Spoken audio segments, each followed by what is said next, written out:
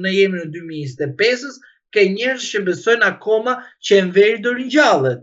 Është fakt konkret që tjetri në shtëpinë e tij akoma mund të mbajë edhe shqiponjën ton me yllin sipër, po s'ke ç'a ti bësh, është zhvillimi, po nuk u zhvillu, s'ke ç'a ti bësh, ikën tufin ose në sharr me atë mentalitet, nuk mund ta ndryshosh dot. Prandaj ka edhe individ që besojnë akoma që Zoti mund të jetë midis nesh, po ka edhe individ që thënë që unë nuk merrem me Zotin sepse unë besoj se është një mister, dhe atë mister e lej që të më shfaqet atëherë kur unë e besoj. Por nuk mund të merrim me këtë rast sepse çdo rast i tillë kërkon një studim të posaçëm. Për sa i përket një rrugë zgjidhje, unë mendoj që për të gjitha konfliktet që mund të kemi me Greqinë, ne do t'i zgjidhim si popull në rrugë diplomatike me detyrim në momentin e integrimit në Bashkimin Evropian. Pse e them këtë rast? Marrim shkak Maqedoninë, që ne e kemi cituar gjithmonë Maqedoni, Greqia e citonte Fyrom. Pra, në asnjë moment nuk i kishte dhënë emrin Maqedoni.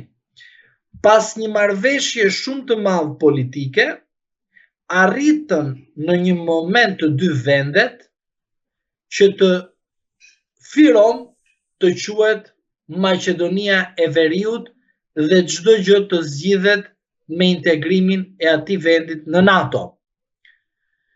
Edhe tek ne kështu do të ndodhi, zotëri. Pse? Sepse Bashkimi Evropian nuk pranon integrim në Bashkimin Evropian duke patur komunitete të ndryshme me pretendime pa u dhënë rrugëzidhje diplomatike. Në rast se ne do të shkojmë në Bashkimin Evropian, do greku, nuk do greku, do shqiptari, nuk do shqiptari, do amerikani, nuk do amerikan, do europian, nuk do europiani, çështjet sensitive që kanë të bëjnë me pretendimet të komuniteteve të ndryshme, do të diskutohen në truez dhe nuk mundet kurrësi të paragjykohen. Pra, nuk mundet kurrësi të thotë Greqia nuk e pranojnë këtë komunitet. Greqia mund të thotë, unë pranoj të diskutoj, këto janë kushtet e mia, të dëgjoj kushtet e tua. Por, më fal, 34 vite, kush nga këta ka bërë kushtet tek Europa dhe tek amerikanët? Asnjëri. Prandaj unë besoj që ky koalicion që u bë dhe shpresoj që zoti Idrizi dhe zoti Dule të jenë serioz me njëri tjetrin dhe të pretendojnë për të drejtat e komuniteteve që ata përfaqësojnë.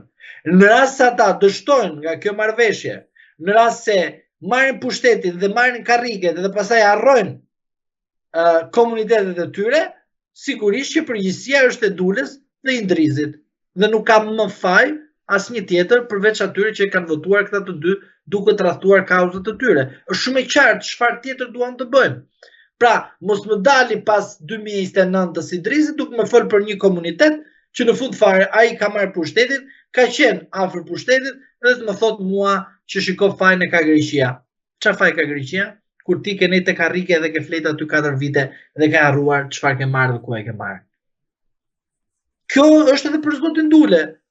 Nuk mund të thuash pretendime dhe minoritetit tatë dhe rrin karrike 4 vite, pastaj kujtosh, pas kam edhe një minoritet, hajde po zgjojmë nga gjumi edhe po shkojmë po e mbrojmë edhe këtë minoritet.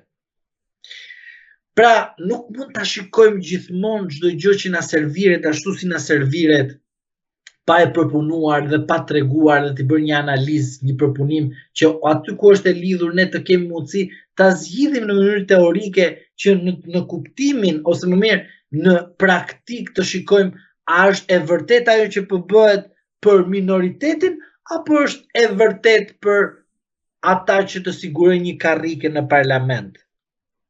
Unë jam i bindur si për PD-un, si për atë tjetrën Partinë e të drejtave të njeriut, sigurojnë karrike në parlament. Jam i bindur për këtë gjë.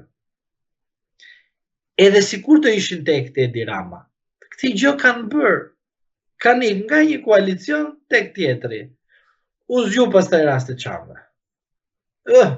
Netën Karrike 4 vite, flejti raste. Voto këta.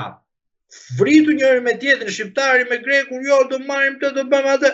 Kod. Ky tjetri, 300 vota në Vlorë, deputet kë, në listën e sigurt. Pra e kupton, vetëm Karrike e tyre është, lerë këto konkurimet jo, këta zien se është Athina zyrtari, jo është Beleri në mes, jo kështu, po edhe Beleri, kur të vinë në Shqipëri si eurodeputet, në zgjedhjet e kësaj aleance madhështore, do të votoj PD-n, brenda vetë do ketë edhe komunitetin çam, që është PDU-ja. Edhe sikur mos ishim në këtë kushte, përsërit ishim nga krau Partisë Socialiste, e njëjta gjë ka ndodhur në të shkuarën. Çfarë do rrim të hapim tani historikun, e të shikojmë sa histerik kanë qenë këta, duke u tallë me komunitetet e tyre, me ata që përfaqësojnë vetëm që të kemi emrat e këtyre të dyve në listat, e të kemi deputet, profesioni i tyre deputet, pa elektorat, po janë deputet. Thjesht në ngrej një kaos. Ngrej ne do haçajmë këte, do t'i bëjmë këtyre me forme vete kështu, që të budalliqe. Se asnjëherë nuk e kanë marrë asnjë nga këta të dy rastet e komuniteteve të tyre në rrugë diplomatike për të mbrojtur interesat e atyre që përfaqësojnë. Asnjëri nga këta. Vetëm deputet, vlla, të jenë me datën 11 maj këta deputet, as merren më qa ka problem, thjesht bëjnë disa inaugurime, bëjnë disa përkujtimore, ata të tjerë vuajnë nga përkujtimore sepse e kanë vuajtur rastin e tyre ashtu siç e thënë, dhe këta thjesht tallen me këta, dhe në fund fare këta të shkretet futen në listë aty, edhe marrin karriken e deputetit dhe 4 vite harrojnë, edhe kur vjet 40 ditëshi kujtohen për të folur prapë për histerizma, dhe jo për historikun, jo për pretendime, jo për negociata, sepse ata janë aleat të histerisë. Mund të duket e çuditshme, po janë shumë të ri dhe nuk e din çfarë rol ka Sali Berisha në politikën shqiptare, dhe janë shumë të ri të cilët nuk shikojnë lajme, thjesht dëgjojnë, po nuk e kuptojnë çfarë do të thotë në realitet, se duke qenë i mitur, kërkon një përpunim të gjatë pjekurie që të kuptosh ashtu siç është realiteti, jo të kuptosh realitetin në nivelin e emoshës tënde, sepse është e sigurt kjo gjë, sepse të gjithë ne e kemi kaluar, që kur kishim moshën e të mitur, normalisht kur na thonin disa emra, as e kishim haberi çfarë bënin ata njerëz. Por në rritjen tonë pastaj kuptuam si zhvillohet politika, kush janë aktorët politik.